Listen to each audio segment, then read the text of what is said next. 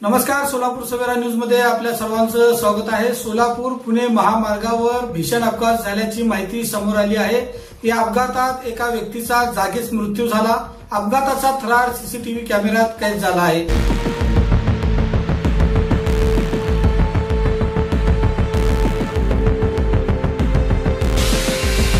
पुण्यामध्ये भयंकर अपघाताची घटना घडली असून पुणे सोलापूर महामार्गावर दो टेम्पोची समोरासमोर धडक होऊन हा अपघात झाला।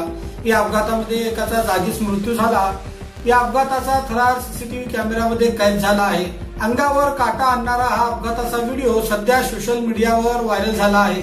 अपघातामध्ये दोन्ही वाहनांचे मोठे नुकसान झाले आहे। या अपघाताचा तपास पोलिसांकडून सुरू आहे। मिळालेल्या प्राथमिक माहितीनुसार सोलापूर पुणे राष्ट्रीय महामार्ग दौंड तालुक्यातील वाखारी गावाच्या हद्दीत हा भीषण अपघात झाला। शनिवारी दुपारच्या सुमारास हा अपघाताचा थरार झाला।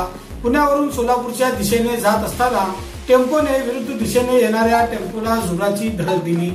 चालकाचा टेम्पोवरील ताबा सुटला आणि टेम्पो डिवायडरला ओलांडून दुसऱ्या रोडवरील टेम्पोवर जाऊन धडकला। या अपघातामध्ये एका व्यक्तीचा जागीच मृत्यू झाला आहे। हा अपघात सीसीटीव्ही मध्ये कैद झाला आहे।